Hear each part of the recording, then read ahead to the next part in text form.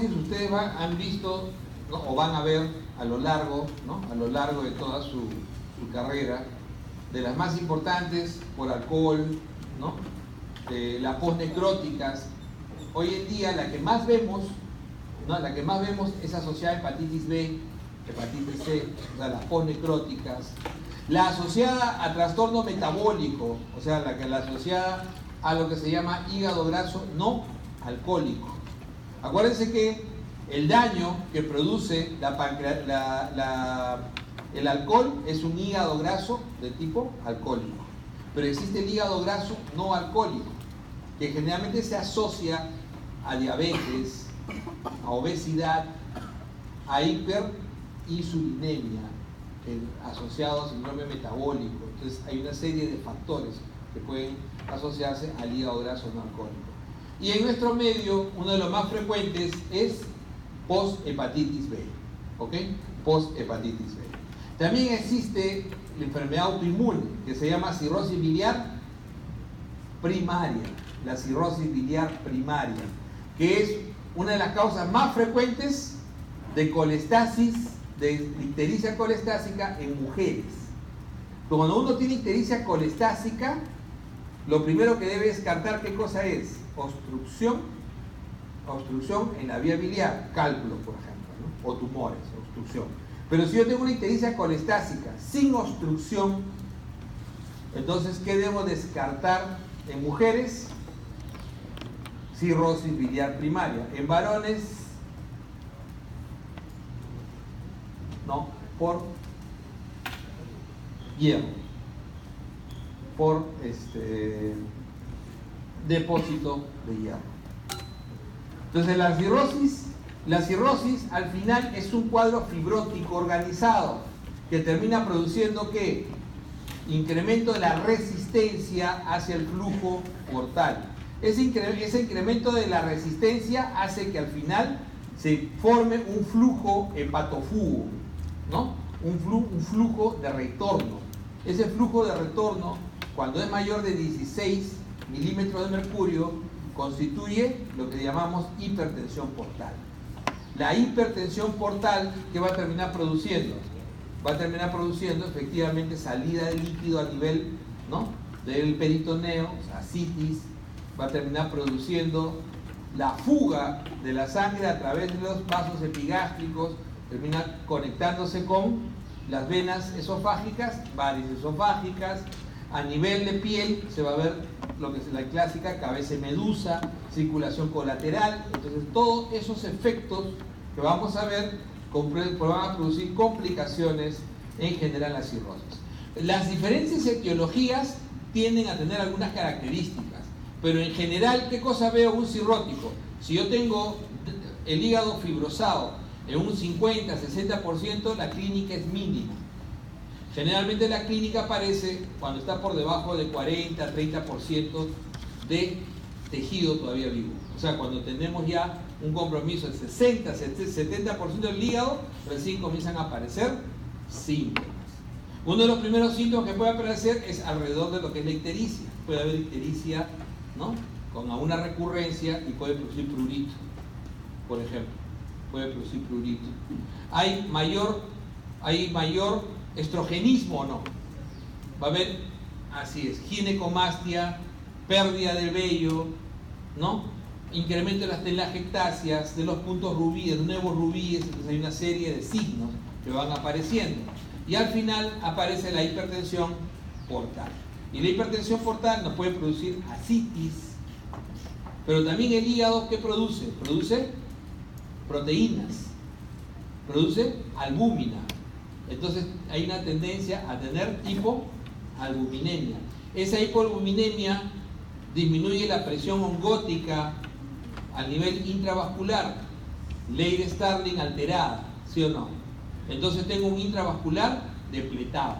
Ese intravascular depletado puede comenzar a producirme daño renal en forma crónica, no solamente renal, sino de otros órganos. Y entonces eso me va a trastornar completamente la hemodinámica. Entonces, si yo cometo el error de a ese paciente deshidratarlo súbitamente, por ejemplo, le hago una paracentesis masiva, o de darle diurético en forma excesiva. Le doy diuréticos de asa y lo deshidrato más, ¿qué puedo producir? Un daño renal por redistribución que se llama síndrome hepatorrenal. La causa primera del síndrome hepatorrenal es uso inadecuado de diuréticos de ácido, puro sentido. Le sigue la paracentesis masiva. Obviamente que si tengo hipertensión portal, tengo ascitis. La ascitis puede ser de difícil manejo. Entonces, el manejo fundamental de la ascitis, ¿cuál es? La restricción hídrica. Necesito restringir líquidos, no botarlos, sino restringir, para que maneje bien su hemodinamia. Entonces, ahí tengo que manejar. Pero muchas veces la ascitis puede ser refractaria al tratamiento. Entonces necesito bloquear la asociación que va a tener con hiperaldosteronismo secundario. Esta citis, intravascular depletado, me va a provocar un hiperaldosteronismo secundario. ¿Qué debo bloquear? El bloqueo de aldosterona requiere espironolactona en dosis altas. Por eso que se da espironolactona en dosis altas. Uno de los pocos vasodilatadores que funcionan a nivel de las venas de fuga, que son las venas esofágicas, es los beta bloqueadores, específicamente el propanolol. Entonces, esa hipertensión portal me va a provocar varices esofágicas. Esas varices esofágicas pueden sangrar y es una de las causas más importantes de muerte en estos pacientes. Por eso es que la hemorragia digestiva se divide hoy en día en dos tipos: varicial y no varicial. ¿Por qué? Porque la varicial se maneja totalmente diferente. En la varicial lo que hay que disminuir es la presión esplácnica. Entonces ahí vamos a ver que se maneja, por ejemplo, ocreótides o derivados de somatostatina para poder bajar esa presión esplácnica, fundamentalmente en los pacientes con hipertensión portal. ¿Se dan cuenta? Entonces, y el tratamiento endoscópico. Preventivo, propanolol. Entonces vamos viendo, con esa introducción vamos viendo, ¿qué es el manejo de la cirrosis? La cirrosis es un síndrome al final. Es como la insuficiencia cardíaca. O sea, hay una serie de enfermedades que lo producen. Pero en general puedo tener parámetros de manejo comunes. Incluso puedo tener pacientes que hacen insuficiencia hepática sin haber hecho fibrosis severa y que hacen falla hepática aguda. Y vamos a tener algunos síntomas. ¿Y qué pasa? ¿Qué es lo que hace el hígado con las sustancias amoniacales clásicas? La convierte, el amoníaco, ¿en qué lo convierte? En urea. ¿Qué voy a tener bajo un cirrótico? Urea baja. Normalmente el cirrótico tiene una urea baja. Por eso es que cuando tengo una urea alta, ¿de qué sospecho? De que está sangrando. Cuando un paciente cirrótico tiene una urea alta, estoy sospecho que está sangrando, porque está metabolizando exceso, esa sangre se está convirtiendo en urea, en exceso. Y obviamente las sustancias amoniacales que tendrían que ser manejadas por el hígado y el hígado ya no puede, comienzan a pasar hacia el cerebro y producen un síndrome neuropsiquiátrico llamado encefalopatía. Entonces eso es fundamental. Okay. Entonces, etiología: el rico alcohol, criptogénica porque somos burros. ¿Por qué? Yo siempre la fastidio a una amiga con esto, porque este es su servicio, este es tu servicio. Esta es la unidad de hígado revaliatia. Criptogénica, ¿qué significa? Te quedaste sin diagnóstico. Te quedaste sin diagnóstico, da cólera, ¿no? De ahí viene hepatitis viral B, C, hepatitis autoinmune, cirrosis biliar primaria. No crean que es raro, no crean que es raro. ¿Ok? Tiene anticuerpos antimitocondriales. Cirrosis biliar primaria es una enfermedad autoinmune que se asocia a otras enfermedades autoinmunes. Se asocia a esclerosis sistémica progresiva, se asocia a colitis ulcerativa. Entonces se puede asociar a varias otras enfermedades autoinmunes y otra serie de enfermedades más raras. ¿Y cuáles son los motivos que más de hospitalización? Obviamente el más frecuente es la hemorragia digestiva varicial. ¿Estos pacientes funcionan como inmunosuprimidos? Claro que sí. ¿Por qué? Porque disminuye su producción también de complemento. Todas las proteínas están disminuidas y por lo tanto tienen una disminución del complemento, que es la primera línea de acción. Pero adicionalmente a eso, sufren translocación bacteriana frecuente a nivel intestinal. por la citis, por el incremento de la presión a nivel portal y por el líquido, sufren los linfáticos, son obstruidos y ahí puede haber translocación bacteriana. Entonces, una de las infecciones frecuentes que va a haber, ¿cuál va a ser? Peritonitis bacteriana espontánea. Entonces, ahí tienen todas las complicaciones. Uno puede tener infección, encefalopatía, ascitis no manejada, etc. El Child Plug fue un sistema que se utilizó fundamentalmente ¿para qué? Se utilizó al inicio, ¿no?, para tomar decisión de trasplante hepático o no. Fue un sistema británico de los años 50. Los británicos son los grandes pioneros junto con los franceses en trasplante hepático, y el Child Plug después fue modificado para poder, ¿no?, para poder categorizar al paciente en clase A, clase B, leve, moderado, y clase severa, clase C. Y tiene que ver fundamentalmente con el nivel de bilirrubina, de albúmina, de INR, la presencia de ascitis y la presencia de encefalopatía. Hoy en día la decisión de trasplante se utiliza con el criterio de Melt, que es un criterio que generalmente es un puntaje mucho más complejo, que se utiliza calculadoras de análisis, así como la función renal. Hoy en día, más que Crocop, usamos Crocop-Glau, ¿no es cierto? Pero lo que más se usa es MD-RD, y eso hay que usarlo con calculadoras. Igual, para la decisión de trasplante, lo que se usa más hoy en día es el MELT. ¿Ok?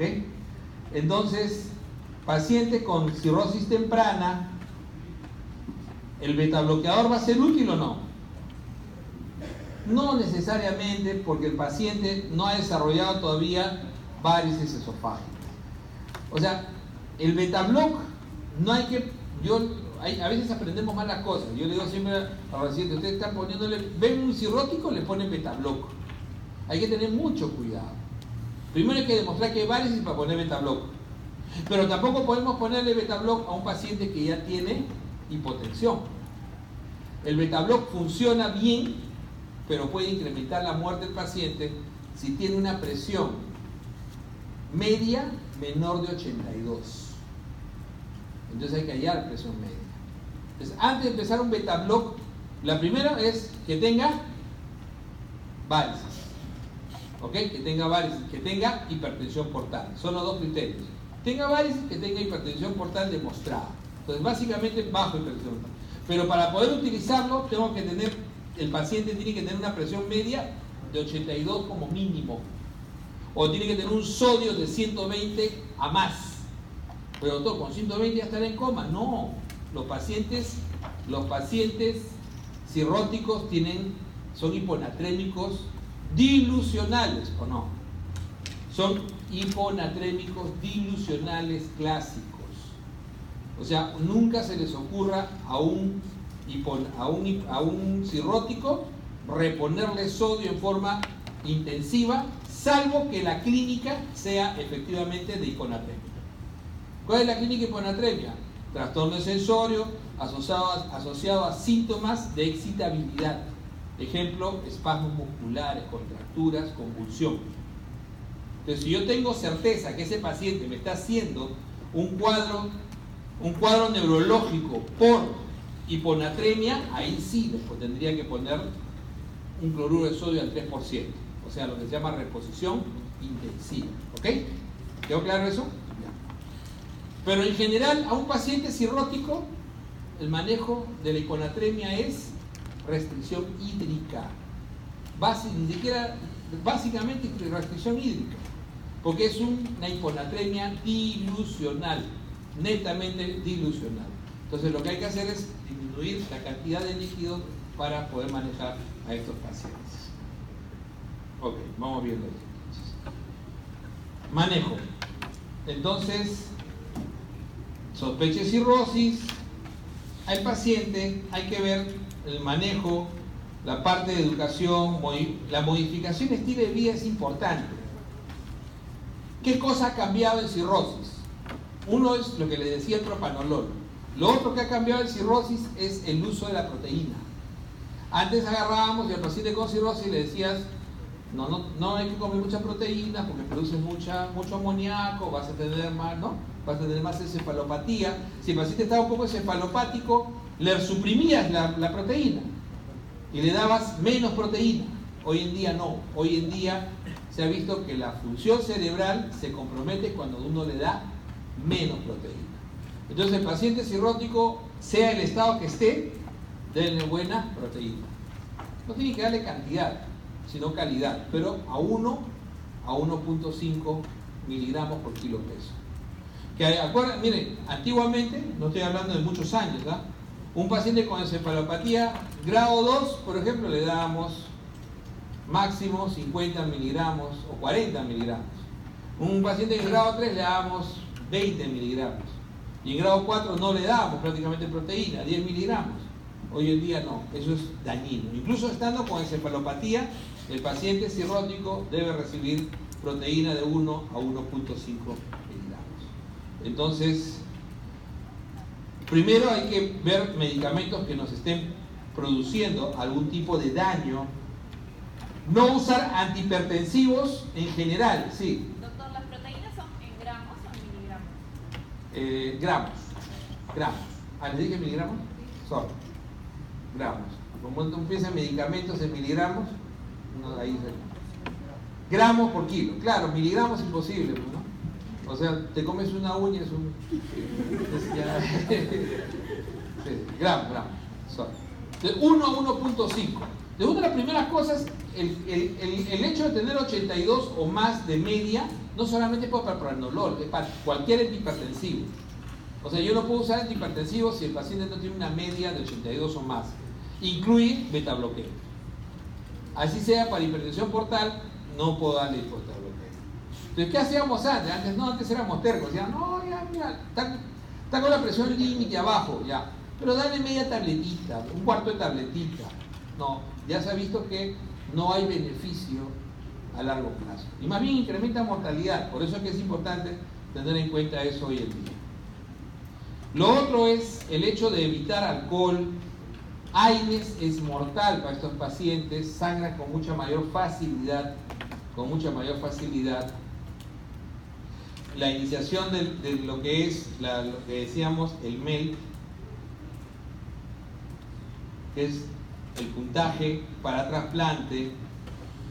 Todas las complicaciones deben ser observadas: encefalopatía, hemorragia digestiva varicial, síndrome hepatorrenal, todo debe ser monitoreado, ¿no? La evaluación para cáncer. Acuérdense que estos pacientes no necesitan tener hepatitis B o C para hacer cáncer. El hecho de que sean nódulos regenerativos es una posibilidad de que el paciente, aún sea una cirrosis de origen desconocido, puede hacer cáncer. O sea, en el hecho de estar regenerando constantemente, acuérdense que hay mayor posibilidad de cáncer. ¿Ok? ¿Cuál va a ser el marcador de seguimiento? La alfa-fetoproteína. Es un marcador bastante sensible, la alfa-fetoproteína. Aunque la alfa-fetoproteína es un marcador también de regeneración. Es un marcador también de regeneración. Siempre hay que monitorear alfa-fetoproteína en estos pacientes. Además de imagen, obviamente. ¿Cuál es la imagen más sensible? La tomografía trifásica de hígado. ¿Ok? Esa es la imagen más sensible para diagnóstico de complicaciones. Pero para seguimiento de la fibrosis se utiliza un ecógrafo especial que se llama FibroScan.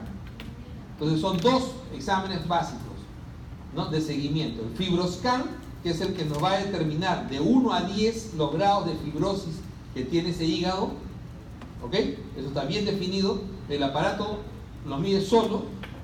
Y cuando tenemos sospecha de posibilidad de neoplasia o también puede haber malformaciones arteriovenosas o pueden haber angiomas, hemangiomas que se pueden reproducir en el hígado, la imagen de elección es la tomografía trifásica con contraste. Entonces, el objetivo del manejo es detener o revertir la progresión de la enfermedad. ¿Cuál se puede revertir? El NASH. El hígado graso se puede revertir. Sí se puede revertir. Entonces, si uno detiene, baja de peso, controla la diabetes, si el paciente es diabético, ya se puede, ¿no?, detener e incluso revertir en algunos casos. ¿Ah? No, el no alcohólico. El alcohólico se suele detener, pero también algunos revierten, pero el que es no alcohólico, ese revierte con mayor facilidad. ¿Ok? Es más, el paciente ideal para trasplantar, ¿cuál es? El alcohólico. Si está curado del alcoholismo, es el paciente ideal para trasplante. Es el que no suele regresar la enfermedad. ¿Ok? Manejo de síntomas, etc. Entonces, el manejo general, como habíamos dicho, nutrición adecuada, vacunas, es importantísimo, ¿ok? Es importantísimo. En la nutrición, lo que les estaba diciendo, hoy en día la proteína, 1 a 1.5 gramos kilo día de alto valor biológico. De alto valor biológico. Eso. O sea, alto valor biológico no es proteína vegetal, es proteína animal.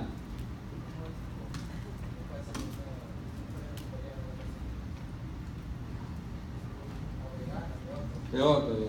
Es que es el problema, ¿no? No, pero pues alto valor biológico es el huevo.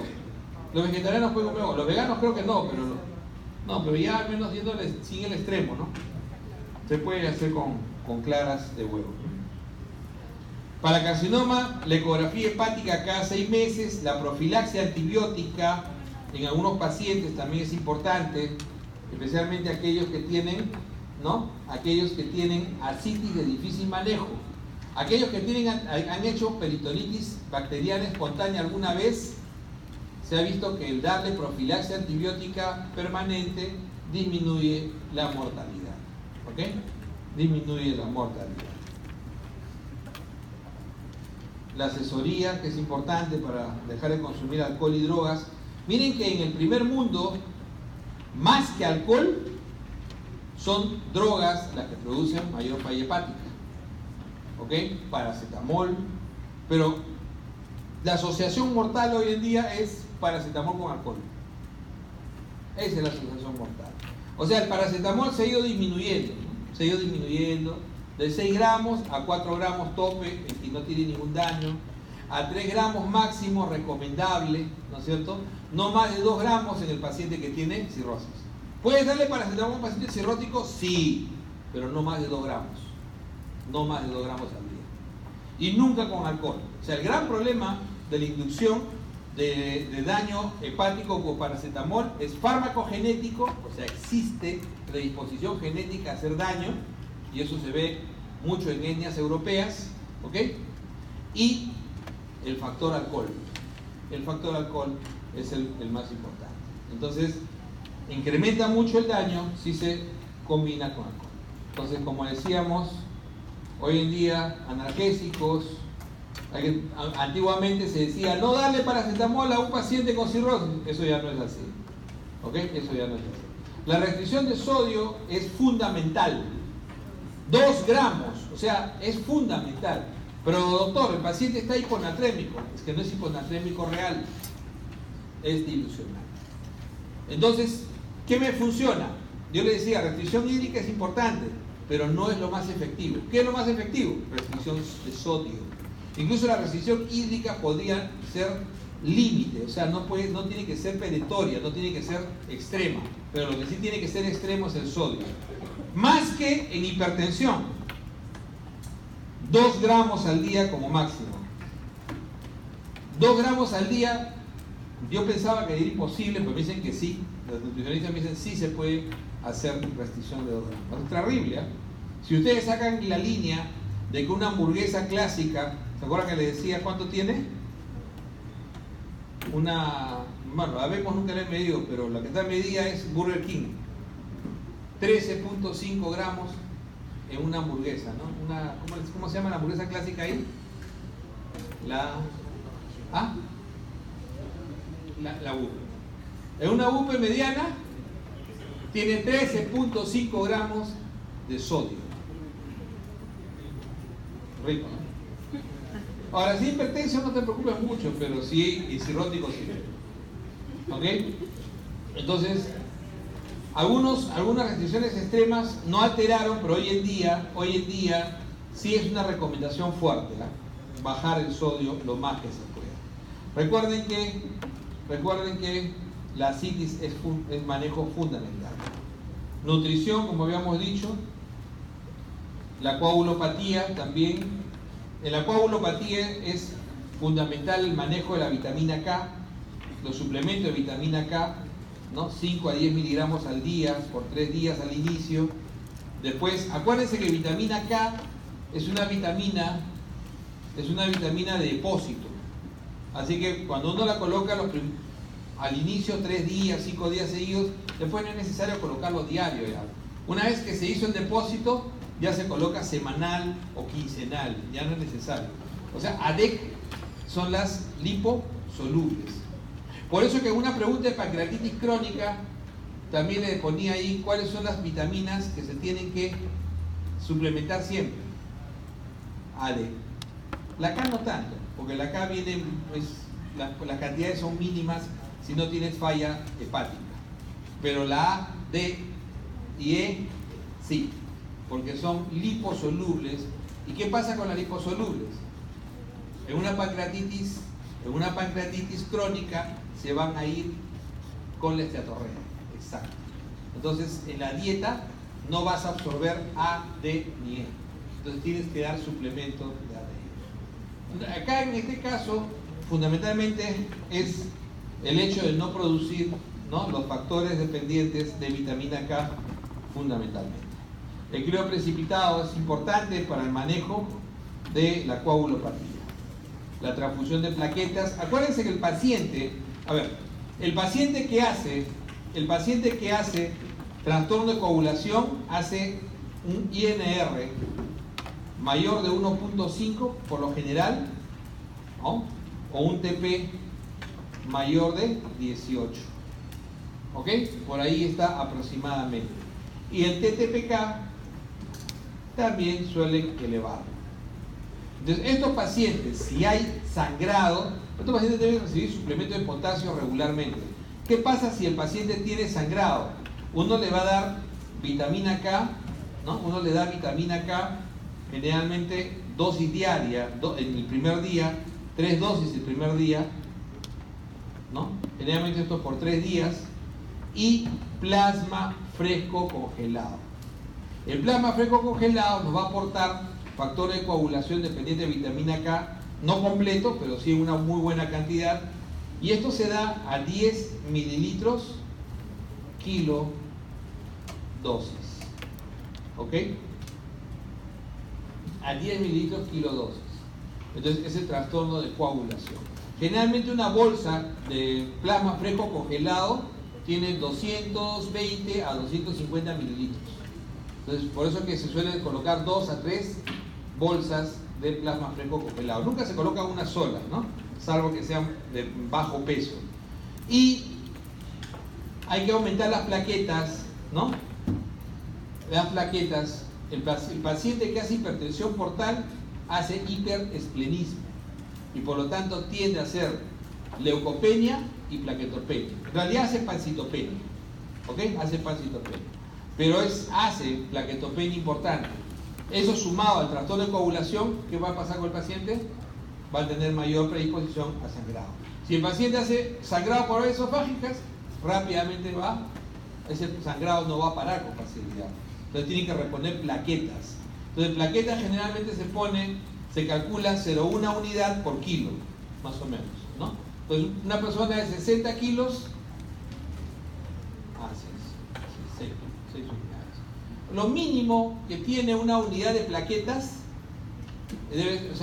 lo que se llama un pool de plaquetas, es 6 unidades. O sea, la manera de transfundir plaquetas es el pool. El pool son 6 unidades juntas que se extraen de cada unidad de sangre, y eso es equivalente a una unidad de aféresis. Por eso que la mejor manera de donar plaquetas es por aféresis. A una sola persona se le saca una unidad completa, que equivale a 6 unidades de bolsas. ¿Entienden?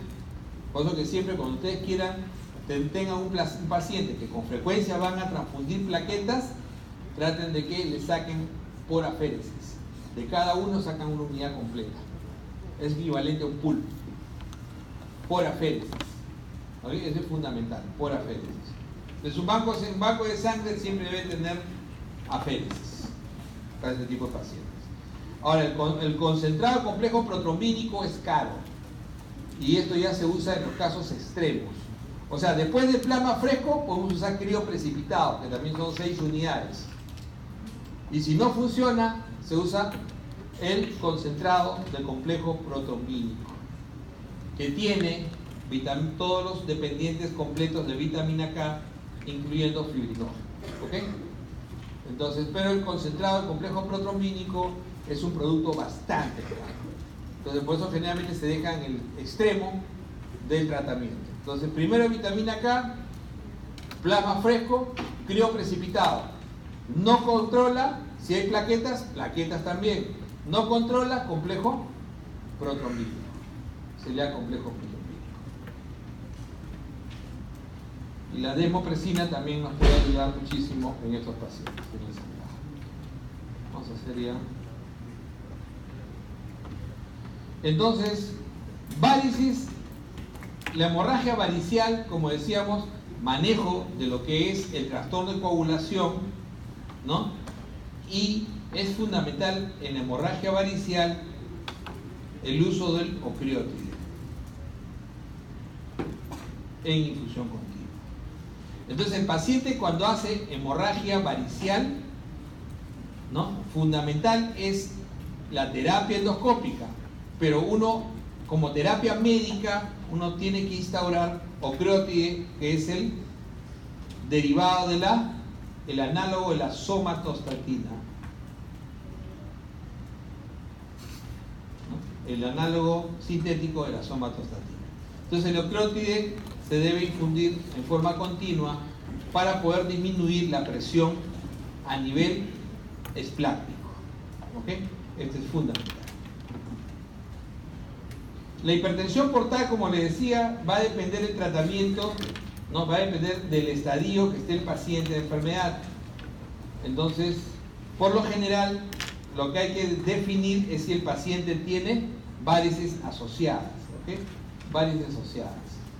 Entonces, cuando hay varices asociadas, como decíamos, el paciente puede utilizar beta bloqueadores para la profilaxis primaria. El beta bloqueador tiene que usarse siempre y cuando la presión arterial media esté por encima de 82 y el sodio está por encima de 120. ¿Ok?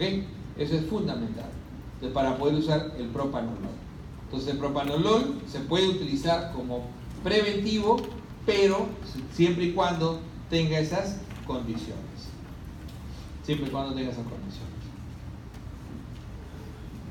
Entonces, generalmente el propanolol, la tableta viene 40 miligramos.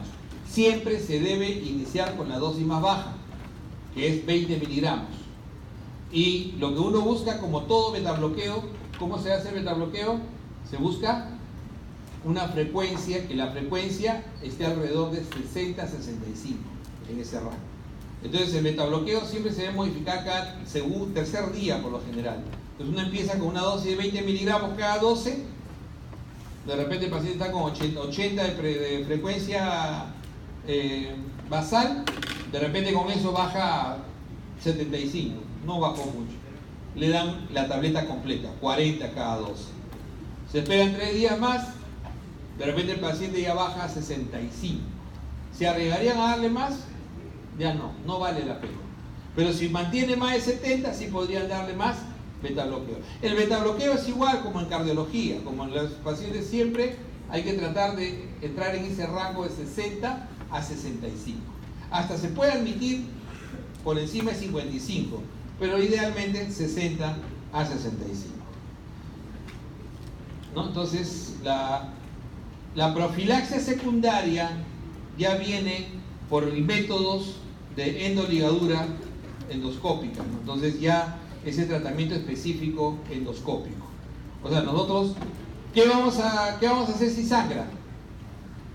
Le damos ocreotide. Manejamos obviamente todas las medidas del sangrado, paciente, volumen, hematocrito, transfusión si es necesario. Paralelamente tratar de mejorar la hemostasia, ya sabemos, ver INR, TTPK, darle vitamina K, o en ese caso plasma fresco, crioprecipitado, y en el extremo complejo protrombínico. Pero adicionalmente a eso, también ver las plaquetas. Todo eso paralelo al hecho de que el paciente inicia ocreotide de infusión continua. Eso va a disminuir el sangrado. Pero el tratamiento endoscópico debe ser lo más pronto posible. Primero debe ser diagnóstico, y si el operador está en condiciones, puede utilizar, ¿no?, lo que se llama la endoligadura de varices esofágicas o el EVE, o también puede utilizar, ¿no?, la escleroterapia. Eso es lo que se suele hacer en estos pacientes. O sea, escleroterapia o endoligadura. Okay. La conmoción para la resucitación hemodinámica es fundamental. Otra complicación frecuente es la citis.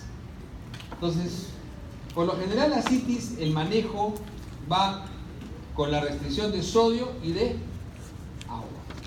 Fundamentalmente el tratamiento va al inicio con restricción de sodio y agua. La citis, ¿no? Hay que primero fomentar el manejo dietético y tratar con diuréticos solamente en pacientes que tienen, ¿no?, en pacientes que tienen una citis moderada severa, ¿no? Es una recomendación fuerte. El diurético de elección es la espironolactona.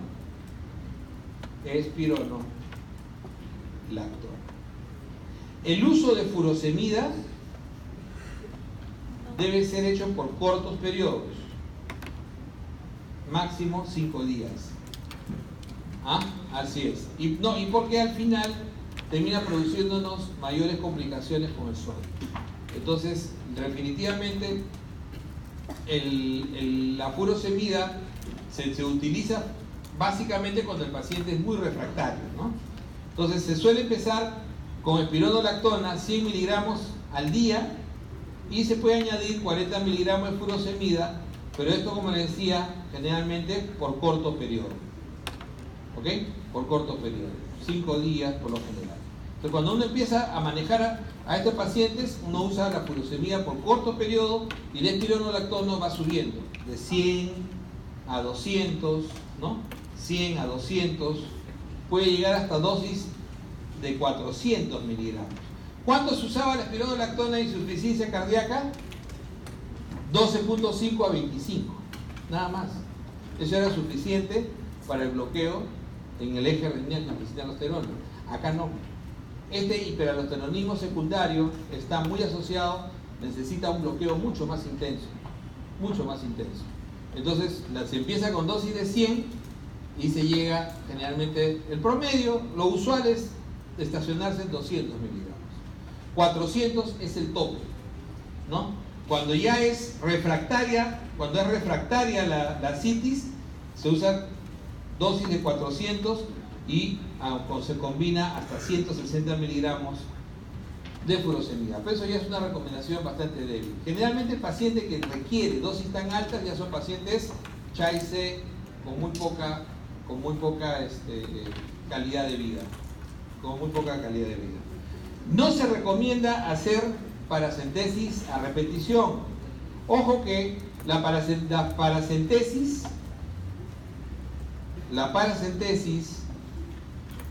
se debe utilizar, aparte del diagnóstico, la paracentesis evacuatoria se debe utilizar solamente cuando el paciente hace insuficiencia respiratoria, debido a ese problema mecánico, por lo general con retención de CO2. Es una insuficiencia respiratoria tipo 2 por problema mecánico. Entonces el paciente no puede expandir. De repente dice, doctor, me estoy ahogando o me siento mal, no puedo respirar bien. Entonces la citis, atención, que no responde a tratamiento médico, puede requerir una paracentesis evacuatoria. Esta paracentesis evacuatoria se debe hacer con albúmina. Entonces se debe hacer con albúmina, aproximadamente 10 miligramos por kilo de peso de albúmina, que se da en frascos, que llegan a ser a veces entre 8 a 10 frascos de albúmina. Entonces uno retira por lo general entre 5 y 8 litros de ascitis. Por lo general un paciente que tiene una ascitis refractaria, atención, llega a tener hasta 16 litros de ascitis, 20 litros de ascitis. Pero no se recomienda retirar más de 8 en una sola vez. Siempre el retiro debe ir acompañado de reposición de albúmina, porque si no, ¿qué vamos a producir? Síndrome hepatorrenal. El riesgo de síndrome hepatorrenal es muy alto. Por eso que utilizar la paracentesis evacuatoria no es la mejor método. La peritonitis bacteriana, por lo general, la ceftriaxona es el tratamiento de elección, o la ampicilina sulbactam. ¿Ok? ¿Cómo sospechamos de peritonitis bacteriana? Por lo general el paciente tiene fiebre y dolor abdominal. Y en el examen clínico van a tener rebote. Sacan líquido y tienen más de 250 polimorfos nucleares por mililitro. Entonces van a sacar, ¿no?, 250 células o leucocitos, obviamente polimorfos nucleares por mililitro. Entonces eso es indicativo de peritonitis bacteriana espontánea. ¿Ok? Mandan a cultivo y inician ceftriaxona, 2 gramos, es de elección, generalmente de elección. La alternativa más útil es ampicilina sulbactam, pero es de elección por lo general. Entonces 250 polimorfos nucleares es el término para que ustedes tengan. No tienen que hacer una paracentesis evacuatoria, hacen una paracentesis básicamente diagnóstica. Sí.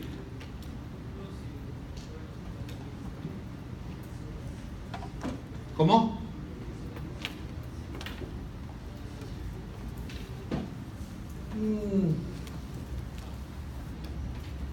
Cefotaxima es uno de los que se usa con mayor frecuencia en las guías, pero no lo usamos nosotros. O sea, hablando en serio, es más, no está ni siquiera en petitorio. Entonces, esa es una opinión teórica, ¿no? Ahí está puesto. Pero, ¿cuántas cefotaxima han visto ustedes usar en hospitales? Casi nunca. La cefotaxima es, en espectro, es casi igual que la ceftriaxona, con la diferencia de que como cefalosporina tercera, no anticedomona, por vida tiene una vía media, digamos, un poco más corta, tiene que usarlo cada 8 horas o cada 12 horas, dependiendo de la dosis que quieras darle. No le veo mucha ventaja realmente, pero sí, generalmente lo indican las guías. Como le digo, el gran problema ahí, ¿cuál es? Que no lo vas a encontrar. O sea, cefotaxima lo usamos muy poco. En los hospitales generalmente cefotaxima se suele utilizar en neonatología, ¿ok? En neonatología. Pero acá está, cefotaxima cada 8 horas o ceftriaxona o ampicilina sulbactam, ¿ok? Tienen igual. ¿Ya? ¿Vamos a empezar bien?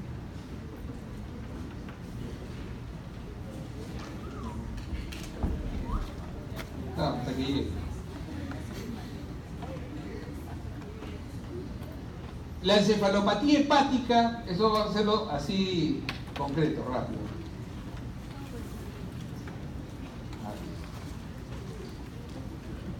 La encefalopatía hepática, hay 2 maneras de clasificarlo, ¿no?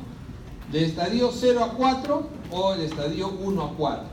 Generalmente el estadio 0 es el paciente que tiene alguna alteración en el comportamiento, pero no tiene asterixis, no tiene nada. En la clasificación más moderna, ¿no?, un estadio 0 o un estadio 1, como decía, el 0, comportamiento, fundamentalmente el comportamiento. El 1 hace inversión del ritmo del sueño, ¿ok? Inversión del ritmo. El 2, que tiene característica, la asterixis y hipersomnia. El 3, sopor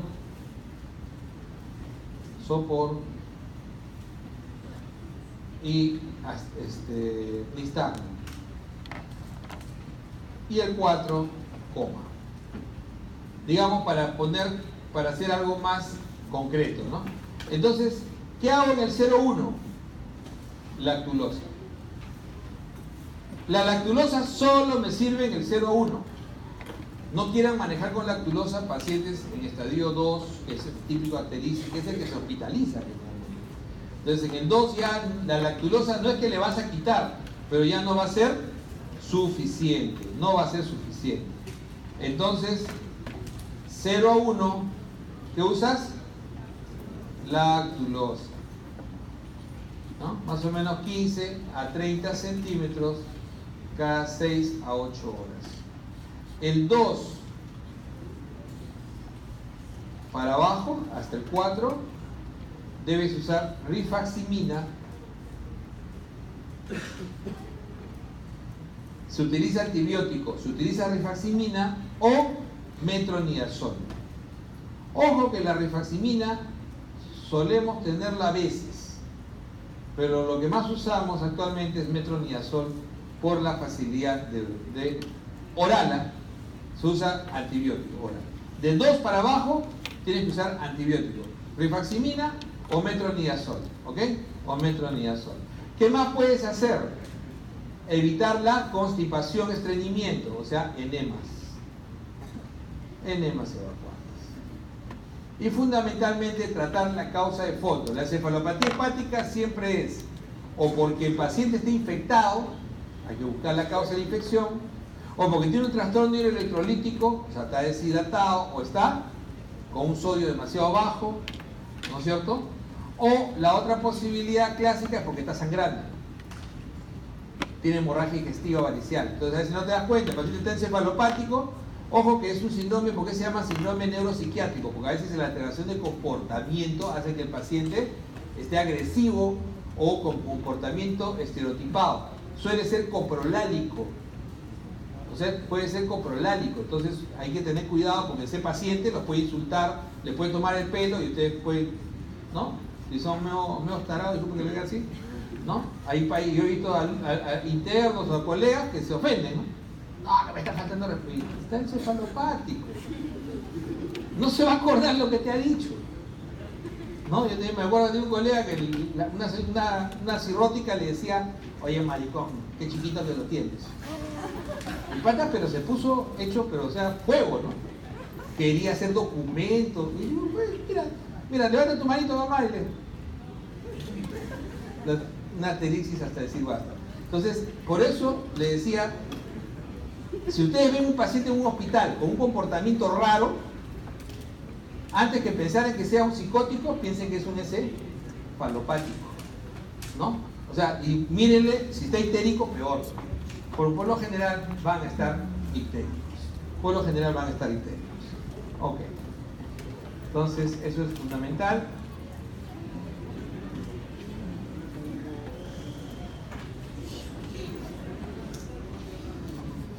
Ok, ahí nomás nosotros, ya terminamos ahí ya sin ningún problema. Solo para apuntar al final, 2 minutos, que el síndrome hepatorrenal, tienen primero ustedes que descartar que el paciente no esté infectado o no tenga falla renal, una falla renal previa, o no tenga alguna condición que lo esté descompensando aparte. O sea, no puede tener una condición aparte. El síndrome hepatorrenal es un cirrótico que de pronto comienza a hacer oliguria o incremento de la creatinina, sin causa aparente de descompensación. O sea, no está sangrando, no está infectado, no está... Entonces, ese paciente que comienza de pronto a orinar poco o comienza a elevar la creatinina, ustedes lo tenían con una creatinina y comienza a elevarse mayor de 0,5 en menos de 48 horas, ese paciente, ¿qué está pasando? Ese paciente está haciendo redistribución, está haciendo falla renal. Entonces, y esa falla renal que está haciendo se llama síndrome hepatorrenal. Al igual que hablamos del síndrome cardiorrenal, que también es por hipotensión, en este caso más que por hipotensión es por redistribución. Entonces, a pesar de que la presión la puede tener límite, hay que usar norepinefrina. ¿Ok? Hay que usar norepinefrina en infusión continua. La prevención del síndrome hepatorrenal, así como en la paracentesis masiva, cuando tú ves un paciente que tiene riesgo, y lo ves con mucho riesgo porque la presión está muy límite, se puede utilizar albúmina como preventivo. ¿Ok? Pero en el momento del manejo del síndrome hepatorrenal, fundamentalmente es usar norepinefrina en infusión continua, dosis alta. Generalmente se utiliza 5 gramos por hora, 5 miligramos por hora, dosis alta. Y o terlipresina, que es el otro medicamento. Asociado siempre al albúmina. ¿Qué debes evitar? Debes evitar furosemida. Siempre evitar furosemida. ¿Ok? Entonces, ¿preguntas? ¿Ya pueden ir a hacer cirrosis en sus casas? Ok. La clase la voy a, de todas maneras, completar grabando, ¿ya?